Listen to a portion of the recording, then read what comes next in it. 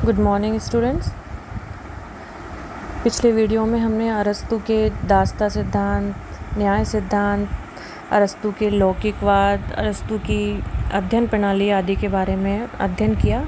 अब हम अरस्तु के राज्य संबंधी सिद्धांत के बारे में विस्तार से अध्ययन करेंगे। अरस्तु के राज्य संबंधी सिद्धांत को अरस्तु ने राज्य का प्राकृतिक सिद्धांत भी कहा। राज्य सिद्धांत के बारे में उन्होंने अपने राज्य सिद्धांत को 3 भागों में बांटकर हमारे सामने प्रस्तुत किया। सर्वप्रथम उन्होंने बताया कि राज्य की उत्पत्ति कैसे हुई, राज्य की प्रकृति क्या है एवं राज्य का ध्येय क्या है।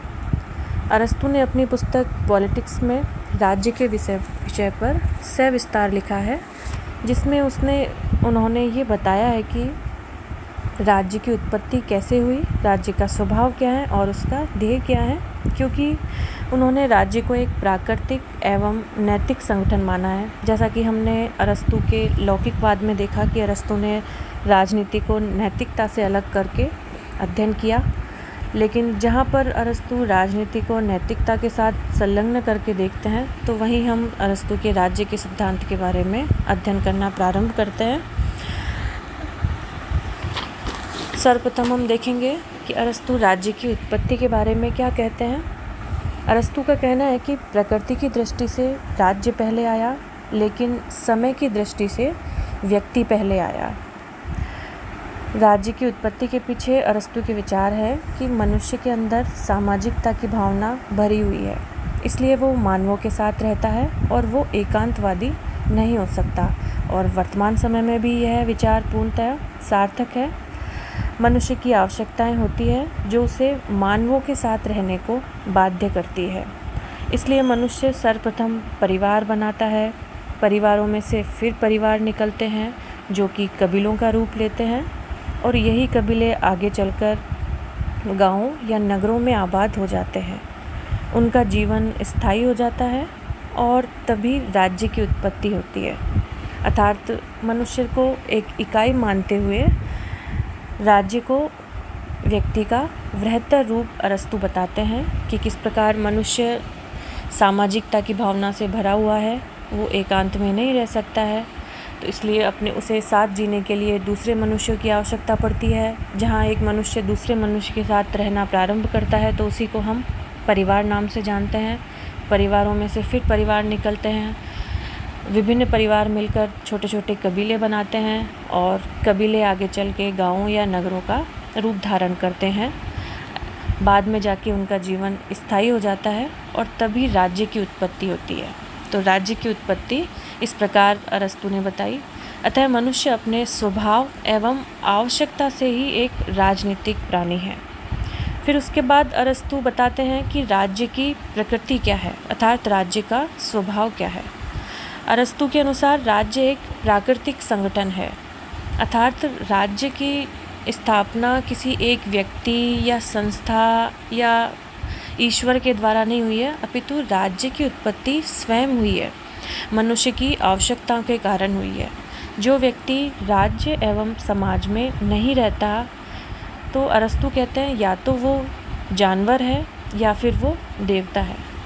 इसीलिए क्योंकि जानवर को भी कभी किसी राज्य की या किसी ऐसी संस्था की, संगठन की आवश्यकता नहीं पड़ती है जिसमें वो अपनी आवश्यकताओं की पूर्ति करे, या फिर वो देवता ही हैं जिसे कि राज्य की आवश्यकता नहीं है। अर्थात व्यक्ति को अपना जीवन जीने के लिए राज्य नामक संस्था की आवश्यकता अपने जीवन काल में होती ही होती है।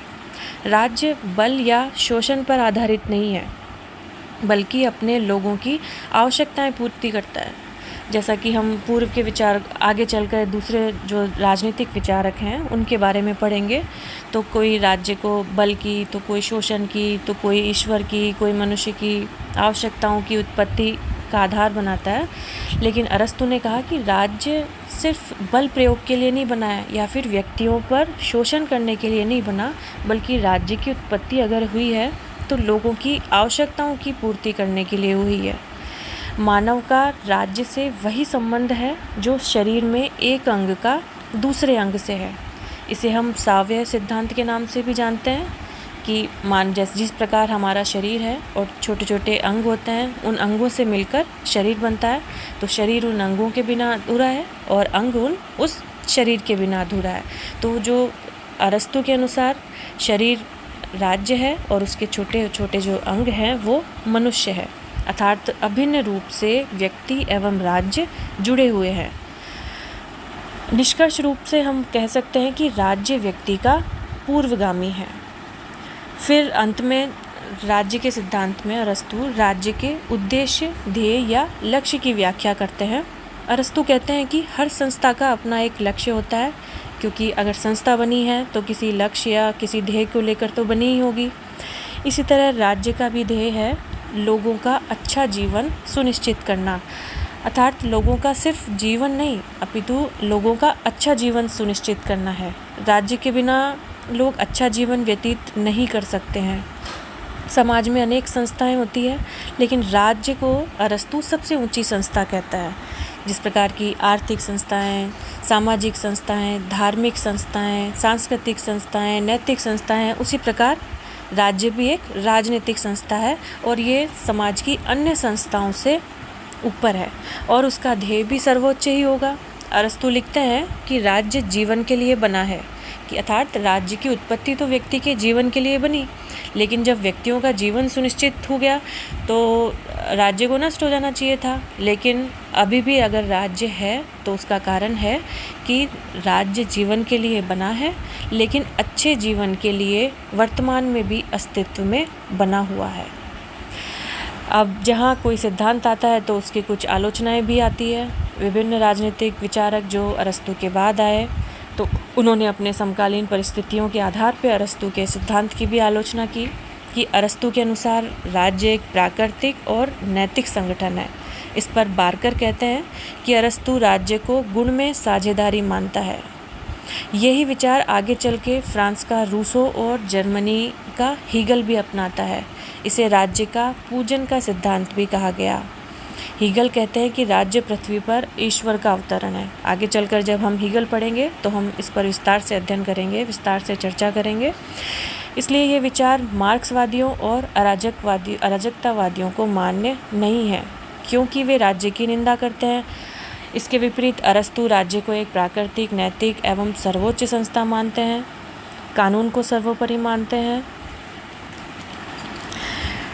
तथा राज्य विहीन समाज को आदर्श व्यवस्था मानने वाले मार्क्सवादी एवं अराजकतावादियों को यह सिद्धांत बिल्कुल भी मान्य नहीं है।